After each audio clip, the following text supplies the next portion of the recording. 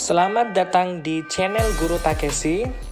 Mohon dukungannya dengan memberi like, subscribe demi kemajuan channel ini. Terima kasih. Assalamualaikum anak-anak. Bagaimana kabarnya hari ini? Semoga anak-anakku semua senantiasa selalu sehat dan bersemangat. Karena tidak lama lagi kita akan menghadapi penilaian tengah semester 1. Nah, karena kita akan melaksanakan penilaian tengah semester 1, tentunya kita butuh persiapan-persiapan. Nah, hari ini Ibu Guru akan menjelaskan kembali materi kelas 2 tema 1 dan 2 muatan PPKN sebagai persiapan kalian dalam menghadapi penilaian tengah semester 1. Pada muatan PPKN, materi yang perlu kalian ketahui yang pertama yaitu mengenal simbol sila Pancasila dan bunyinya. Coba kalian perhatikan gambar pada layar. Gambar tersebut merupakan lambang negara Indonesia yaitu Garuda Pancasila, di mana Pancasila memiliki 5 sila yaitu sebagai berikut. Sila pertama berbunyi ketuhanan yang Maha Esa, simbolnya bintang. Sila kedua, kemanusiaan yang adil dan beradab, simbolnya rantai. Sila ketiga, persatuan Indonesia, simbolnya pohon beringin. Sila keempat, kerakyatan yang dipimpin oleh hikmat kebijaksanaan dalam permusyawaratan perwakilan, simbolnya kepala banteng. Dan yang terakhir, sila kelima, keadilan sosial bagi seluruh rakyat Indonesia, simbolnya padi dan kapas. Jadi itulah tadi 5 bunyi sila dan simbolnya. Sekarang kita akan mengenal makna simbol tiap sila pada Pancasila. Sila pertama yang simbolnya bintang. Apa makna bintang? Bintang adalah sebuah cahaya yang dipancarkan oleh Tuhan Yang Maha Esa, sumber segalanya di bumi ini. Sehingga ia menjadi simbol sila pertama yang bunyinya tadi ketuhanan yang Maha Esa. Rantai.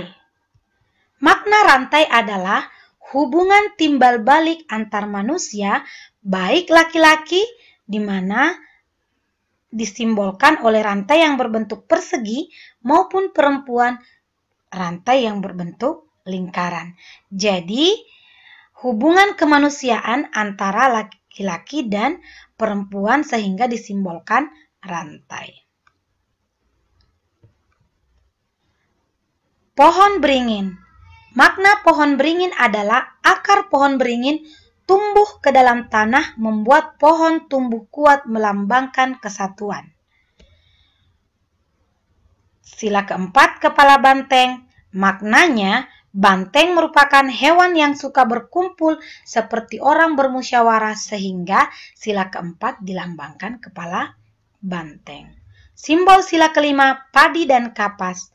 Makna padi dan kapas adalah kebutuhan pokok yang merupakan kesejahteraan yang merata, di mana padi simbol dari pangan, sedangkan kapas simbol dari sandang. Nah, sekarang kalian perhatikan contoh pengamalan sila Pancasila dalam kehidupan sehari-hari. Pengamalan sila pertama, salah satu contohnya adalah sholat berjamaah. Kemudian selain sholat berjamaah, berdoa setiap kali melakukan kegiatan. Kemudian pergi ke gereja, itu semua adalah contoh pengamalan sila pertama. Pengamalan sila kedua, salah satu contohnya yaitu menolong teman yang sedang terkena musibah, membantu korban bencana alam. Itu semua adalah contoh pengamalan sila kedua. Pengamalan sila ketiga. bermain bersama tanpa membedakan jenis kelamin. Kemudian bergotong royong, bekerja sama, itu semua adalah pengamalan sila ketiga. Pengamalan sila keempat, berdiskusi pada saat belajar, kemudian bermusyawarah, pemilihan ketua kelas, itu semua adalah pengamalan sila keempat.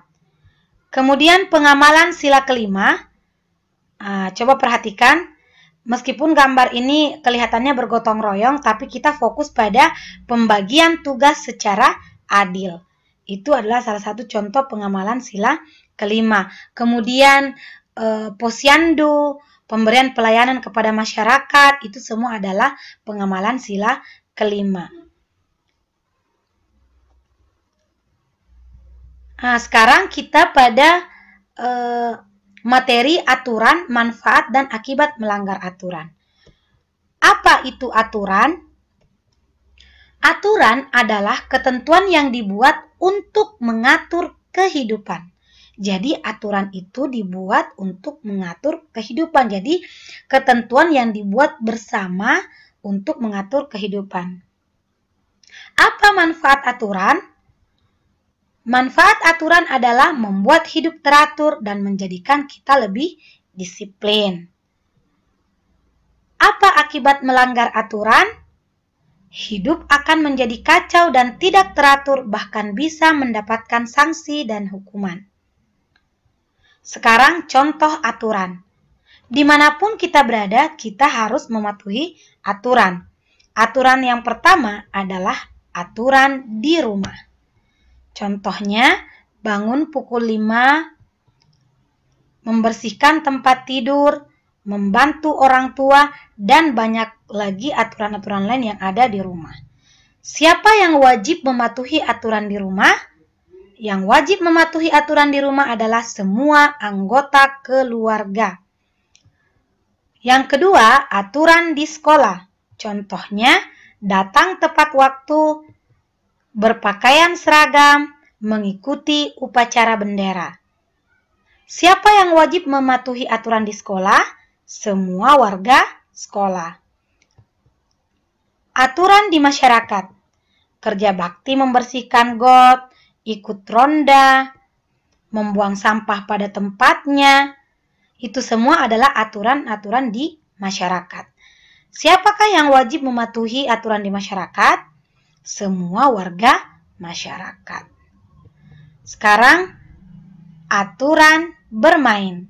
Selain aturan di rumah, aturan di sekolah, dan aturan di masyarakat, dalam bermain juga perlu ada aturan. Contoh aturan bermain, tidak curang. Kedua, tidak membedakan teman. Ketiga, merapikan mainan setelah digunakan, dan banyak lagi aturan-aturan yang lain yang bisa kita sepakati pada saat sebelum kita bermain. Nah, siapa yang wajib mematuhi aturan bermain? Semua anggota yang ikut bermain. Yang terakhir, aturan bertamu. Jadi ketika kita bertamu di rumah orang, maka kita juga perlu ada aturan. Yang pertama, meminta izin sebelum memasuki rumah orang lain.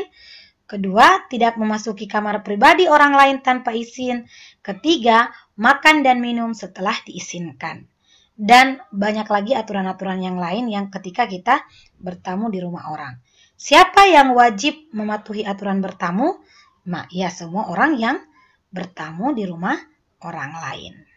Sekarang coba kalian kerjakan latihan ulangan tengah semester 1 berikut ini. Sekian dan terima kasih. Wassalamualaikum warahmatullahi wabarakatuh.